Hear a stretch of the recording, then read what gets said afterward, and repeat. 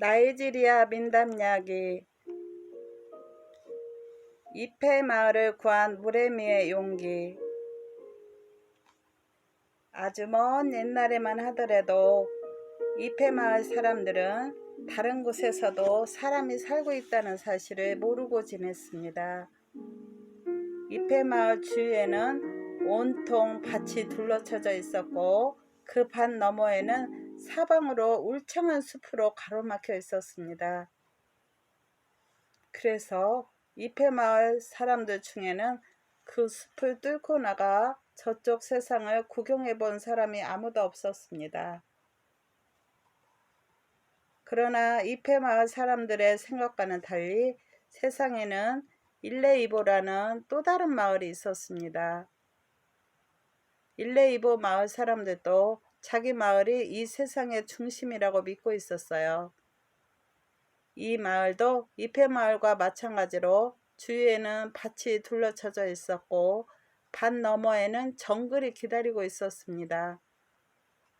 이페 마을 사람들이 일레이보 마을에 대해서 한 번도 들어본 적이 없었던 것과 마찬가지로 일레이보의 사람들도 이페라는 마을이 있다는 사실조차 모르고 있었습니다. 그러다 일레이보 마을의 한 사냥꾼이 정글에서 그만 길을 잃어버려 여러 날을 헤맨 끝에 우연히 이페 마을에 도착했습니다. 그는 두려워서 감히 마을로 들어서지 못했어요. 그는 정글로 다시 돌아가 몇 날 며칠을 헤맨 끝에 마침내 일레이보로 돌아가는 길을 찾을 수 있었습니다. 그는 추장에게 달려가 그가 보았던 것을 죄다 털어놓았어요. 추장은 이 세상에 또 다른 마을이 있다는 사실을 한 번도 들어본 적이 없었기 때문에 사냥꾼의 말을 도저히 믿을 수 없었습니다. 그래서 추장은 사냥꾼의 말을 확인하기 위해서 두 사람의 부하를 정글로 보냈어요. 그들이 울창한 정글을 뚫고 나아가니 거기에는 분명히 또 다른 마을이 있었습니다. 그들은 사냥꾼의 이야기가 거짓이 아니었다는 것을 비로소 눈으로 확인하게 된 셈이었지요. 그들은 이페 마을 사람들의 분주한 생활을 자세히 눈여겨보고 밭에서 무성하게 자라고 있는 싱싱한 채소에도 눈길을 주었습니다. 그들은 일레이보 마을에 도착하자 곧장 추장에게 달려가 이페 마을에서 본 진기한 풍경들을 낱낱이 들려주었습니다. 추장님, 그 마을 사람들은 무척 풍요롭고 행복해 보였습니다. 그들의 밭에는 온갖 곡식들이 다투어 자라고 있었고 그들의 창고에는 감자와 온갖 곡식들이 그득했습니다. 그리고 시장에 가보니 그만 입이 딱 벌어지더군요.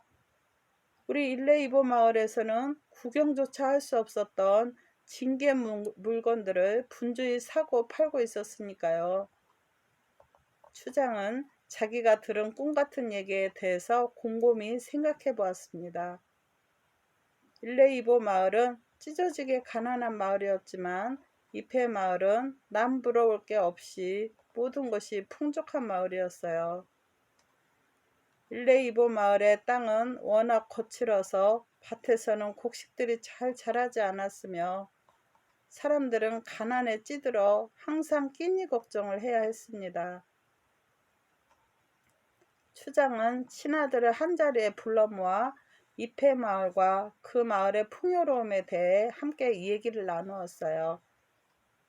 그러면서 그들은 자기 마을이 얼마나 가난한가에 대해서도 대화를 나누었습니다.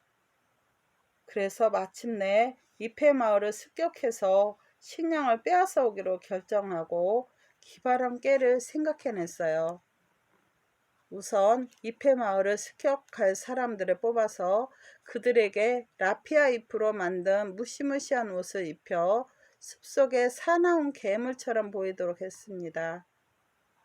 그리고 그들에게 애군군이라는 이름을 붙여주었어요. 그리야 애군군들은 정글을 뚫고 나가 이폐마을을 습격했습니다. 이폐마을 사람들은 그들이 한 번도 본 적이 없는 괴상망측한 괴물들을 보고 기겁을 하여 주랭랑을 쳤습니다.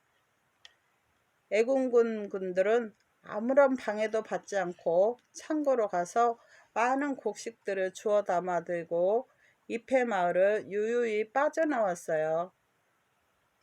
그들이 일레이보 마을에 도착하자 사람들은 그들이 들고 온 많은 곡식들을 보고 즐거워했습니다.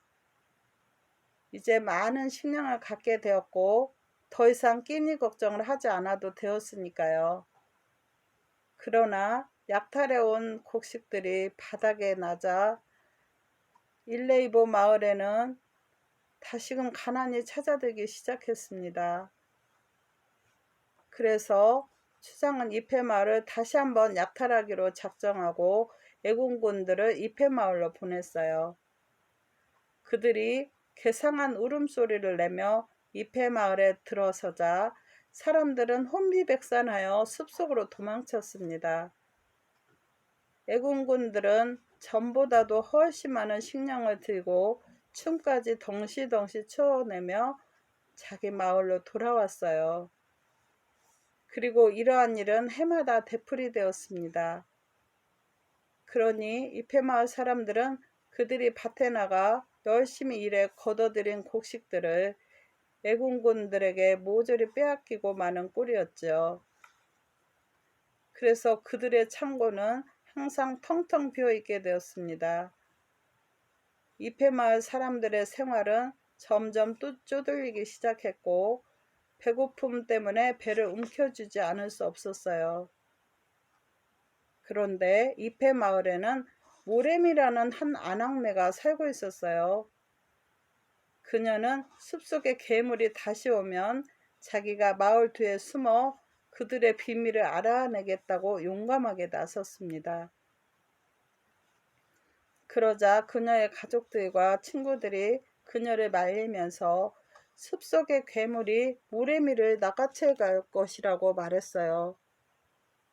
그러나 그녀의 고집을 꺾을 수는 없었습니다. 어느덧 가을이 오고 곡식이 거두어져 창고에 그득히 쌓였습니다. 애군군들은 이때쯤에서 이폐마을을 습격하곤 했었어요.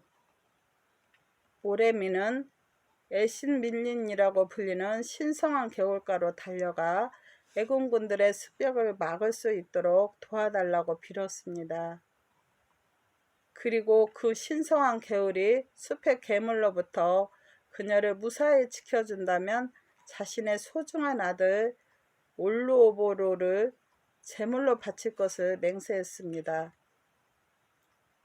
며칠이 지난 어느 날 드디어 애군군들이 다시 그 마을을 습격해 들어왔어요. 그들은 괴상한 소리를 내지르며 이폐마을로 떼지어 몰려왔습니다.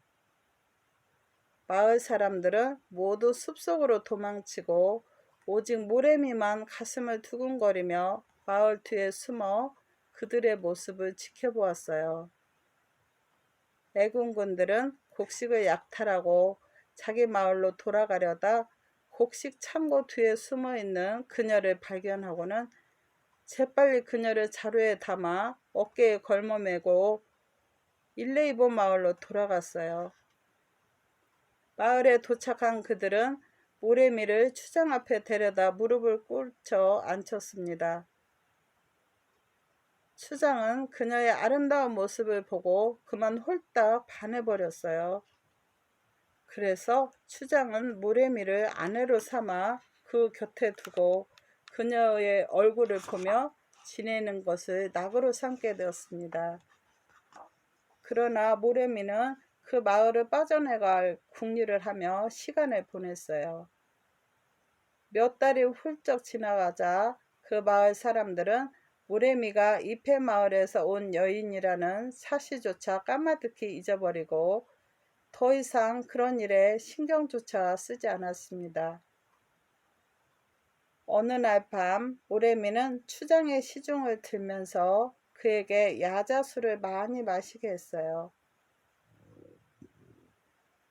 추장은 술에 취해 비틀거리더니 이내 깊은 잠에 골아 떨어지고 말았습니다.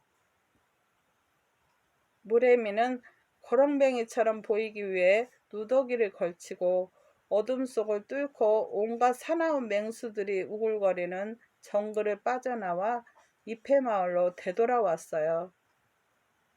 그녀가 무사히 고향으로 돌아오자 이폐마을 사람들은 환호성을 지르며 기뻐했으며 한편으로는 안도의 한숨을 내쉬었습니다. 그리고 그녀가 무사히 돌아온 것을 축하하며 한데 어울려 어깨춤을 덩실덩실 추어대면서 노래를 불렀습니다. 무래미는 마을 사람들에게 자기가 일레이보 마을에서 보았던 것들을 낱낱이 들려주었어요. 그들은 애군군이 숲속의 괴물이 아니라 라피아 잎으로 만든 옷을 걸친 사람들이라는 사실에 그만 어안이 벙벙해지고 말았습니다. 그들은 서로 머리를 맞대고 애군군들에게 맞설 계획을 세웠어요. 어느덧 여름이 지나가고 오곡이 무르익는 가을이 돌아왔습니다. 그러던 어느 날 애군군들이 다시 마을에 나타났어요. 그들은 예전처럼 괴상한 소리를 꽥꽥 지르며 마을을 습격했습니다. 그러나 이폐마을 사람들은 그들이 좀 더 다가오길 기다렸다가 횃불을 들고 뛰쳐나가서 풀잎으로 만든 그들의 옷에 불을 질렀습니다. 애군군들의 몸에 불이 붙어 활활 타올랐어요. 그러자 그들은 뜨거워서 이리 뛰고 저리 뛰고 비명을 질러대면서 땅바닥에 나뒹굴었습니다. 그래서 애군군들은 그 자리에서 불에 타 죽기도 하고 살아남은 애군군들은 다리야 날 살려라 하며 숲속으로 뺑소니 쳤습니다. 그 이후로 그들은 이폐마을에 다시는 모습을 나타내지 않았어요. 이폐마을에선 큰 잔치가 벌어졌습니다. 사람들은 이폐마을의 재난을 몰아낸 무래미의 용감한 행동을 입을 모아 칭찬을 했어요.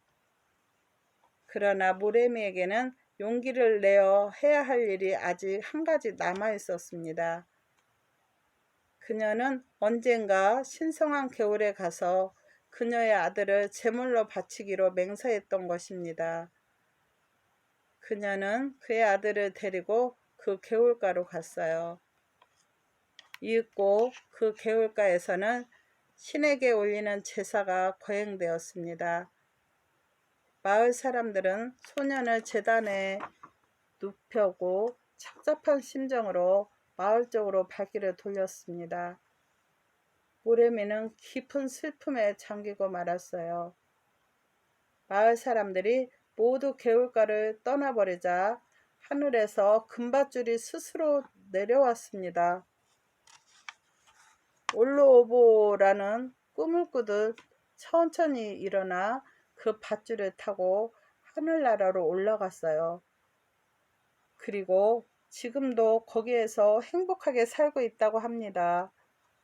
이런 일이 있은 후로 사람들 사이에는 무래미가 마을을 구하고 사랑하는 아들을 제물로 바쳤다는 것과 그 아들 올로오로보가 하느님 곁에서 행복하게 살고 있다는 얘기가 전해 내려옵니다.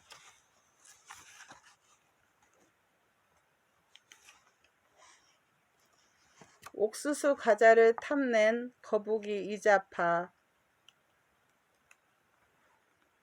온 세상이 아주 큰 흉년이 든 적이 있었어요. 먹을 것이 귀해지자 숲속의 동물들이 점차 야위어 갔습니다. 그런데 이상하게도 아자라는 개만은 어디에서 음식을 찾아 먹는지 전혀 배고파하지 않았어요. 거북이 이자파가 아자를 볼 때마다 그는 전보다 더 피둥피둥해져 있었습니다. 그래서 이자파는 굶주리고 있는 제 가족들을 한자리에 모아놓고 내가 아자를 몰래 뒤쫓아가서 그가 식량을 숨겨놓은 곳을 알아볼 테니까 조금만 참고 기다려라. 그러면 너희들에게도 맛있는 음식을 줄 수 있을 거야. 하고 달랬습니다. 어느 날 아자가 숲으로 가자 이자파는 그 기회를 놓치지 않고 아자의 뒤를 몰래 따라갔어요. 아자는 펑 먼 곳까지 갔습니다. 이자파도 계속 그 뒤를 따랐습니다.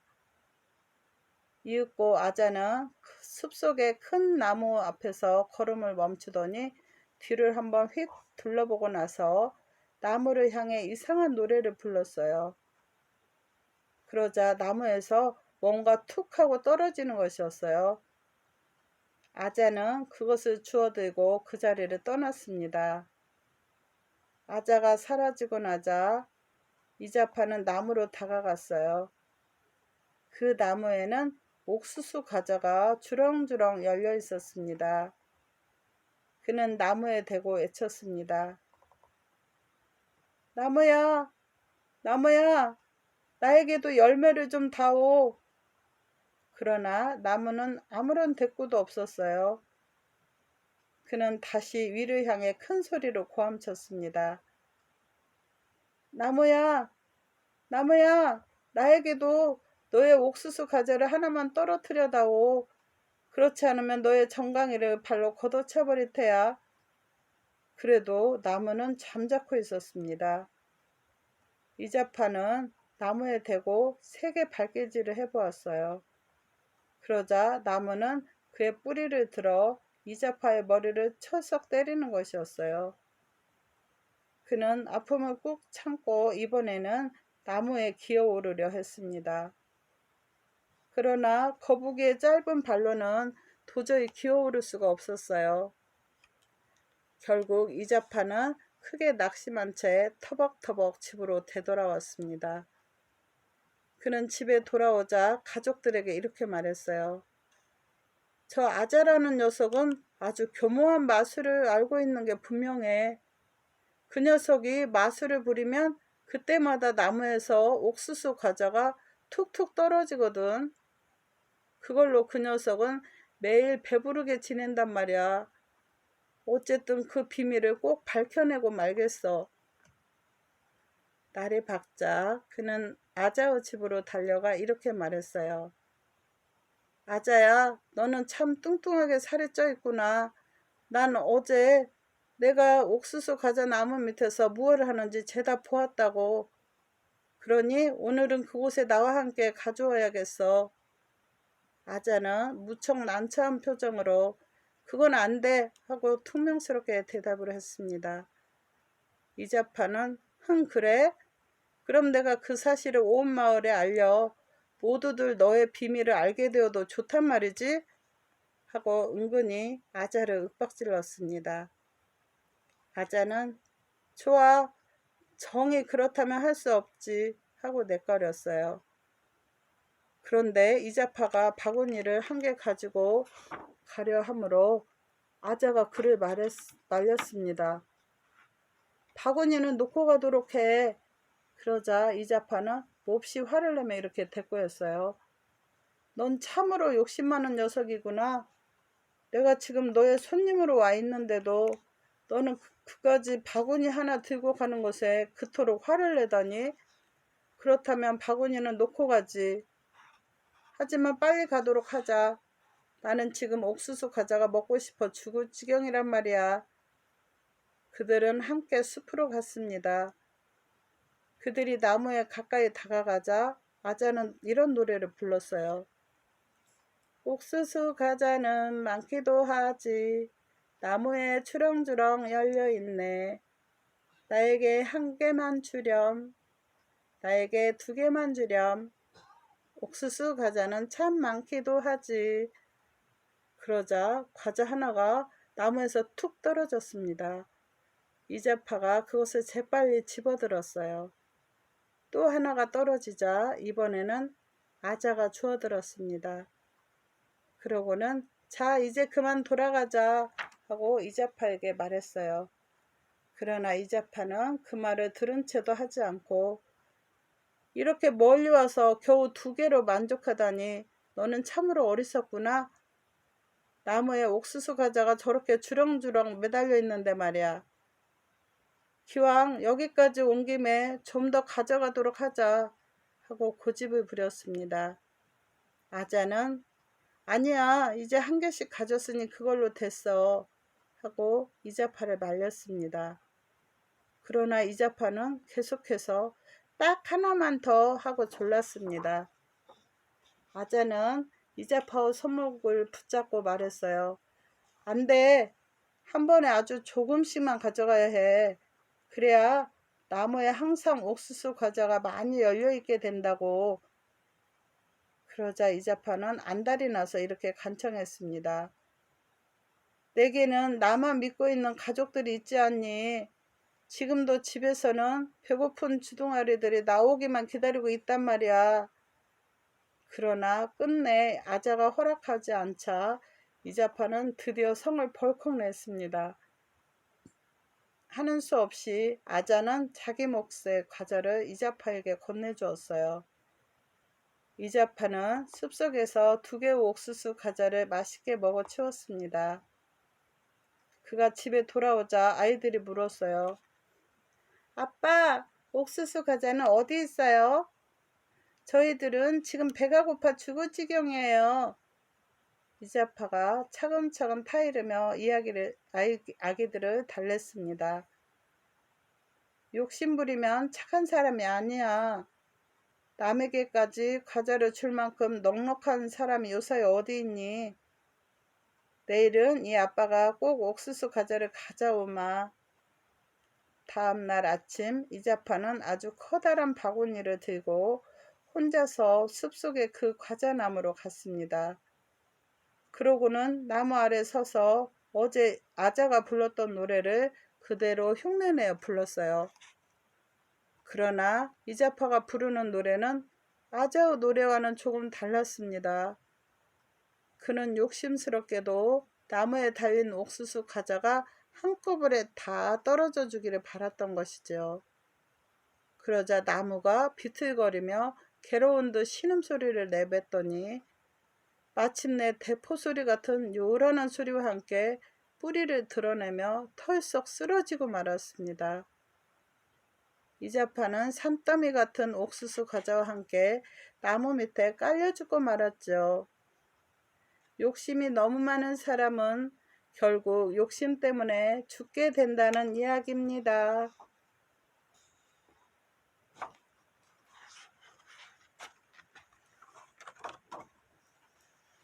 입회마을 사람들. 어른들은 요르바 지방의 입회마을을 사람이 처음으로 살기 시작한 마을이라고 말합니다. 그 당시 사람들은 모두들 검은 피부를 가졌고 요르바라는 하나의 언어를 사용하였다고 합니다. 그리고 거기에는 가난이란 게 아예 없었어요. 만일 필요한 것이 있으면 신의 사자에게 그 사실을 알리기만 하면 되었지요.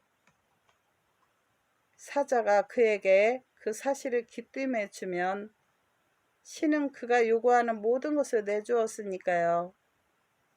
그래서 그 마을에는 감자, 과일, 옥수수, 수수 등이 항상 풍족하여 부자나 가난한 사람이 따로 없었던 것입니다.